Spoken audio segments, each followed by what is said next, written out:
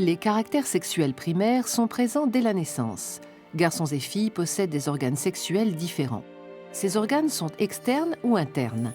Pénis, testicules, prostate et vésicule séminale chez les garçons. Vagin, utérus et ovaires chez les filles. Cependant, ils ne sont pas encore fonctionnels pour la reproduction dans les premières années de la vie. L'origine de la formation des organes est génétique.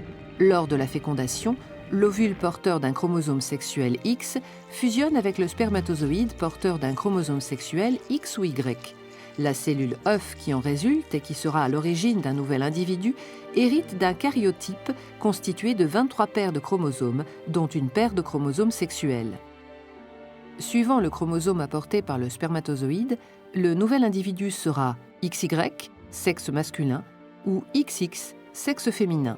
On parle de sexe génétique. La mise en place des organes génitaux chez l'embryon est sous le contrôle d'hormones.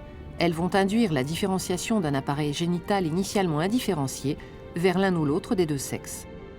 Avant la 8e semaine de développement, l'embryon masculin et l'embryon féminin sont identiques, aussi bien en ce qui concerne les organes internes que les organes externes.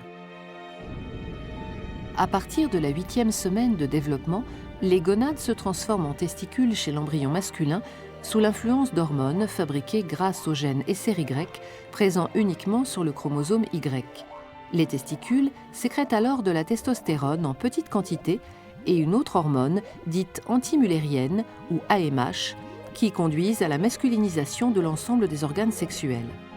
Chez la femme, du fait de la présence de deux chromosomes X et donc de l'absence du gène SRY, les gonades se transforment en ovaires, qui ne produisent pas les hormones masculinisantes. C'est pourquoi l'ensemble des organes sexuels se féminise alors. À la puberté, les gonades, testicules ou ovaires, commencent à produire des gamètes, des spermatozoïdes chez le garçon, des ovules chez la fille. Elles sécrètent aussi des hormones sexuelles, testostérone chez les hommes, estrogène chez les femmes.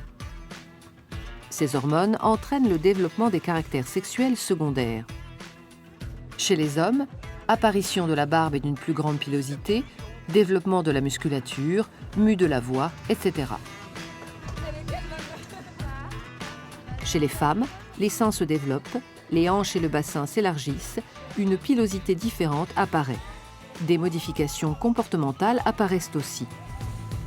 La mise en place des structures et de la fonctionnalité des appareils sexuels, c'est-à-dire du phénotype sexuel, se réalise donc sur une longue période qui va de la fécondation à la puberté, en passant par le développement embryonnaire et fœtal.